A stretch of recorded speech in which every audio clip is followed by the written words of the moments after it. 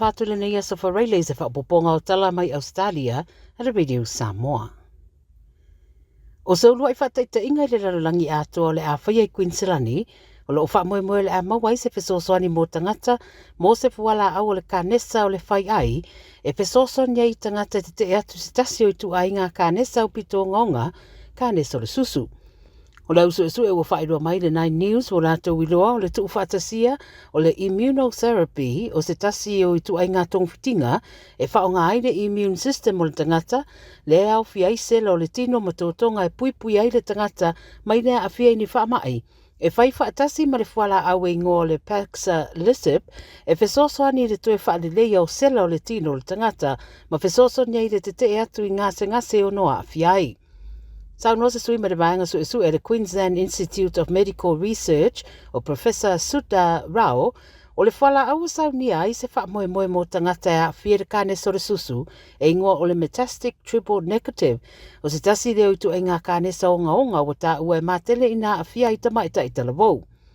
Whai mai le au su e wolato wiloa mo le urua I taimi o le tuu whaatasi o ia tong whitinga o le a tuu ina I se wha moe mo ngase o lo o a whia I tūlanga ia mai titi awa noa e mawai ni tonga whitinga. Mō ngase fia awai le whataita inga lea e aona whaafsota I a lātou fōmai e whaia tong whitinga o le kānesa. O le teutupe lango le tunu o Stephen Jones wa ia fola o le ale to e tau wā mo le whai ngā palo tau sangarei ma le ali itaia mai le polkiki. O Jones o le whaipule fo I mō Whitlam ma wa ia tau se pepo whaamtaranga wa se furu lima tau sanga o vema whaipule le Labour.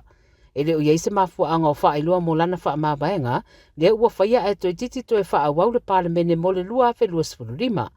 Na ia wha adiaro na nganga wha aftai lana community mo le wha tuanga, tuina ia te ia tanu mai le lua fe sefulu, ma wha aftai a fo ilana vaenga wha upwhai a le Labour.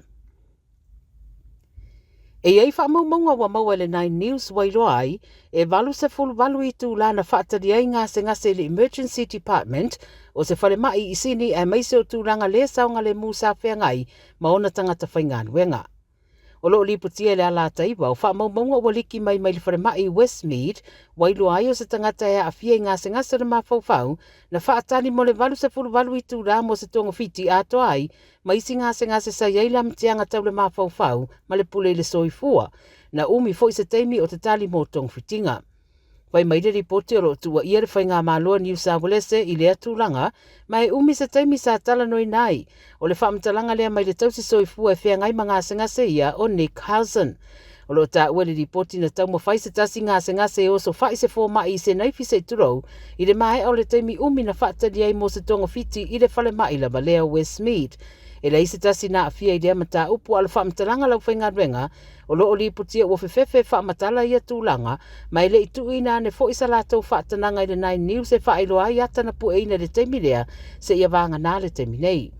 Whaailoa le ofisa o le minista o le soifua maloloina, o loo avele whaamua le mata upule nei, e whaailoa fo inisi ripoti to a telefo mai o le mawhauwhau waanga I ese mga luenga, ai le I iai lava se ngā yoinga ua whaia I lea tūlanga.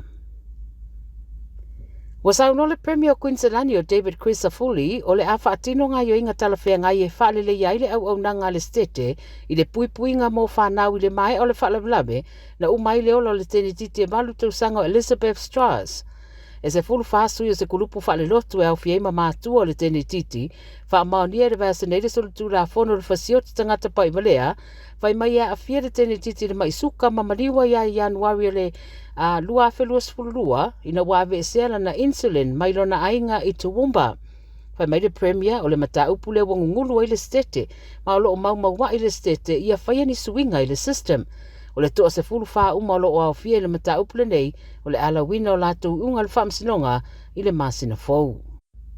Ma le talamuli e to o lua tangata ia ua wheta ua ina I le suenga o loo whaia nei o le caravan na maua iai tutonu a upenga ma mea whapapai sini, a toa ima se lisi o malu tāpua I o tangata Israelu.